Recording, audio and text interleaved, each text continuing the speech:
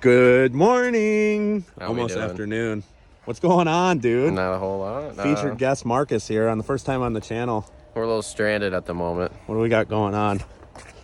The old 7.3, the lift pump, which I think it's on the back of the trailer. But we had to pull the fuel bowl out. Lift pump is pulled out. We're waiting for the new part at the Auto Value parking lot. Luckily, we ran into a fellow OBS worker here. He knows a little bit about these trucks, but everybody said this was a 2 or 3 hour job. Honestly, I got this pump out pretty quickly. 20 minutes, maybe. Yeah, 20 minutes just bullshitting around. We're heading down to go pick up the car back from Indianapolis. The cage is done. Nelson finished it. And this is just what happens, obviously. Something's always got to go wrong. Here's the old lift pump. Chilling right here. It's not a very old lift pump, which is crazy, but it was pouring out the, what's it called? The weep hole right there, that little hole. That's where fuel was just pouring out of. I don't know why or what would cause that, but apparently it's common, and this is a newer pump, which sucks, but it is what it is. Waiting for the part. Yeah, I've been doing a little self-cleaning of the chassis, pre-oiling, rust preventative. We're gonna go inside and hang out. Well, new lift pump's in, got her fired up. She's not leaking now. Not too bad.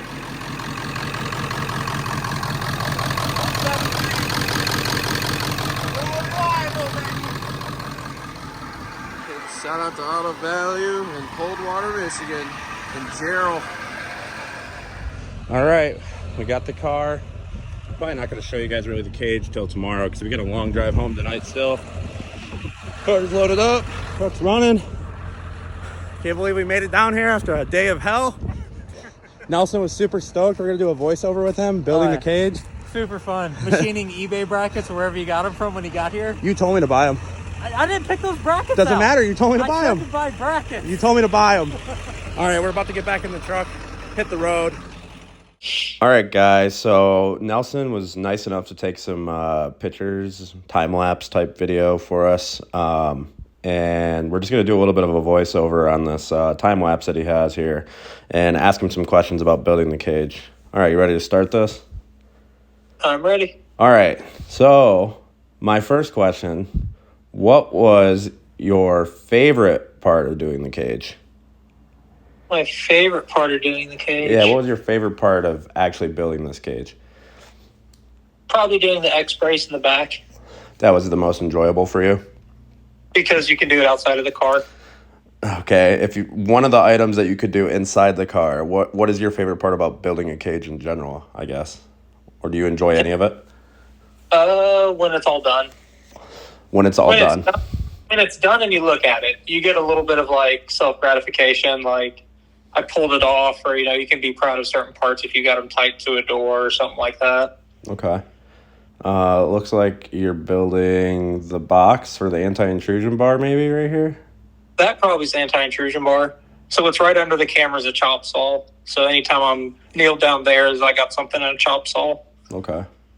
So most of the time, if I'm like face forward and stuff like that, I'm probably playing with the anti-intrusion bars. You can't see, but the main hoop's already in it. I had that built before I started like looking for cameras and remembering to try to take a time lapse and whatnot. So that's already sitting in the car. Okay, I got a good question for you. Yep. Since it's a convertible, was this cage easier to build than a car with a roof? Not this particular car, but a different convertible would be. You would think it would be, but it's not like I'm flipping up and down like a soft top.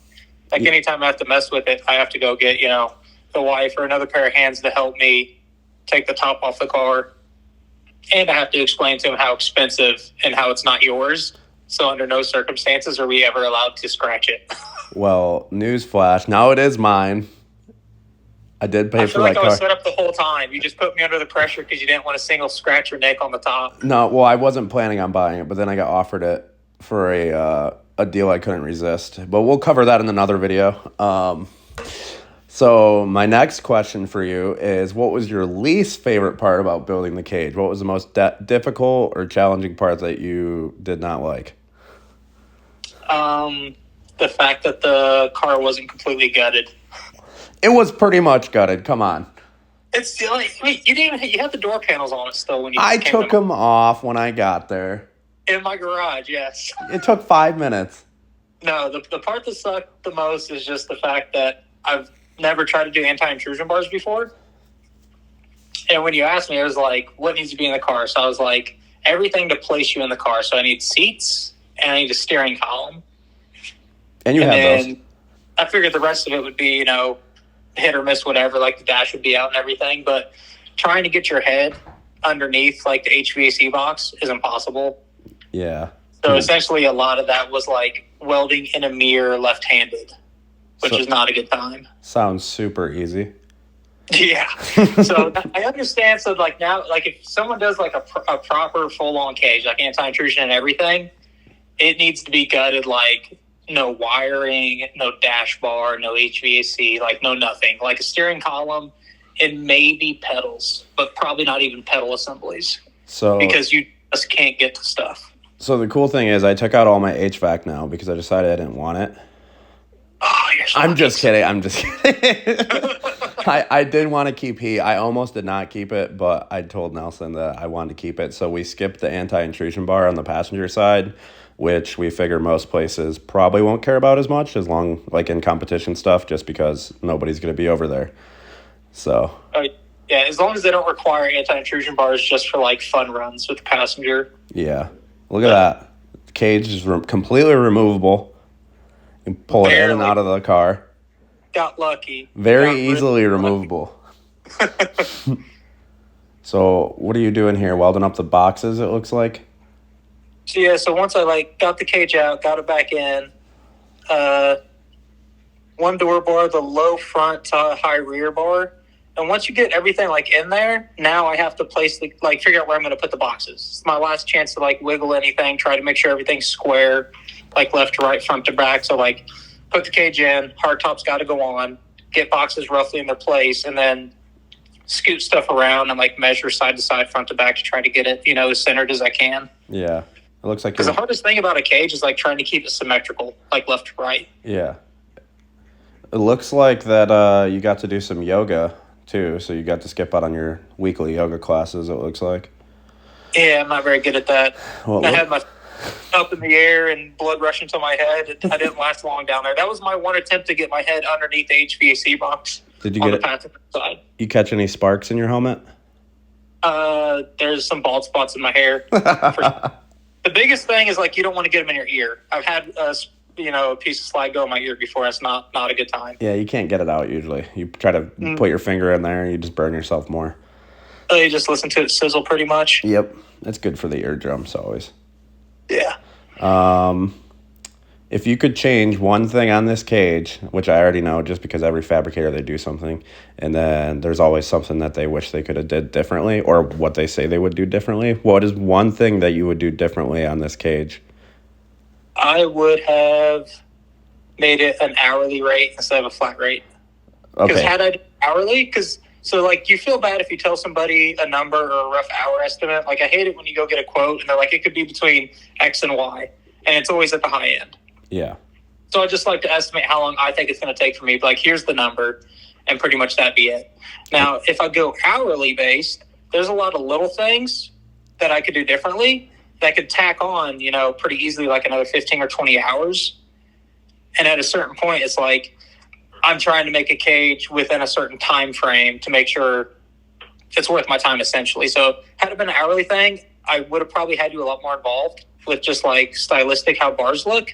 So say the X brace in the rear, I might have made that really wide to where it's, narrow at the bottom and wide at the top. Yeah. To tie it into your A-pillar bars. Okay. Or I would have kept the X brace as it is, but changed the angle of the X and then tied in a continuation of the X out to the A-pillar bar. Okay. There's just a lot of little things where it's some people I've done stuff for and they told me when it's all said and done, because I'd ask them a ton of questions about how they like the way this looks or that looks. And at the end, they'll tell me oh, well, I was really just wanting to hand it to you and you give me something back done. Yeah. I mean, I kind of did do that to you, but I did have you change the windshield bar, which I can see you're doing right here, because originally it was a straight bar, and then I didn't like the aesthetics of it. So I made Nelson cut it out and do a double bend, which I know he was really thankful for that Christmas gift that I gave him. Yeah, it took me 2 swings. Oh, It's okay. End of the video, but I wanted to go ahead and thank Nelson again for doing such an awesome job on this cage, and thank you for spending a little bit of extra time going over this video and just answering some questions that people might have about cages or building cages in general. I don't know, I guess maybe more particularly towards S2000 stuff and how much you enjoy building cages for them. Just take your time. Fit up is really important. It sucks when you have a few hours into a piece, but if it's not right, you just gotta throw it away and start over again. That's the difficult thing about any cage. Yep, make everything fit good, weld once instead of have to weld some big old gaps. That's the big difference when you requested it to be TIG welded, so that's not even like an option. Gotta like have with it look MIG, nice. Get away with a little gap, and a little gap, I mean like a 16th or something here or there. Yeah. But like with TIG welding, you can't bridge that No. or not have it look nice. No. Well, thank you for spending a little bit of extra time after the fact and talking to us about the cage. And I'm sure we'll see you again soon in some of our videos. Hopefully. All right. Thanks, Nelson. See you guys later. All right, we're back the next morning. Time to show you guys the cage. So I had Nelson do some gussets because I've always loved the look of gussets on cars. I think they just look really, really cool. Show you guys, window bars, got a double bend in it up there, nice and close. But we still have to be able to have access to be able to mount the hardtop to right there. The mounts are underneath on this side. Back section, originally I didn't have them do the X-brace and then had them added because I thought it looked empty without the X-brace back there. But honestly, I love how this cage came out. Door bars on both sides. Anti-intrusion bar over here. Sorry, all the wiring's kind of a mess right now. We have a lot of work ahead of us to get this car back together. Harness bar, but like all the welds look great. Nelson did a fantastic job welding on this cage. I'm extremely stoked on how it came out. Honestly, I can't say thank you enough to him. It's honestly not that bad to get in and out so far without the dash in the car, but the door bars are still high enough to protect you. But there's a box down here. We're gonna start getting right back into this. I think the first thing we're gonna do is try to figure out, put all the wiring kind of back to where it's supposed to go, and then start cutting the dash to fit the dash back on the car. So then we can start kind of getting everything back in the interior that we think we need to. Actually, sorry, I lie. First thing we're gonna do is cut the dash so it fits, and then after that I'm just gonna pull the dash back out because we got to prep everything to paint it. I haven't decided what colors I'm gonna do yet for the cage and the interior, but I'm thinking a neutral color for the interior in case I ever change the color of the car. I was gonna do Midori, but if I ever change the color of the car, it's gonna be extremely bright in the interior, and I don't think I would like that very much. So I think I'm gonna do like a neutral color, like dark gray or something that's just gonna match any color that I ever pick to put on the outside of the car. And then for the cage, I don't know, I'm up in the air. I wish I could just clear coat it like this and polish it up, but it's gonna be a lot of time and effort to do that. So I think I might just do like a silver or a white. I don't know, let me know what you guys think. And let's get right into it. All right, so I just tried cutting the dash up some to fit it in here, and man, did I butcher this. It's kind of a pain in the ass because as it goes in, it has to go like at an angle. So I cut this way more than I needed to, so that holds giant. Dash is in. This side's better. Just kind of the nature of how the dash slides in, it comes in at an angle, because when you pull it out, it hits back here. So I'd have to cut like a perfect diagonal into it. And honestly, I'm just a little impatient. And it's my first time cutting a dash up to fit a cage. So I might try to find another one just to try to make this section better.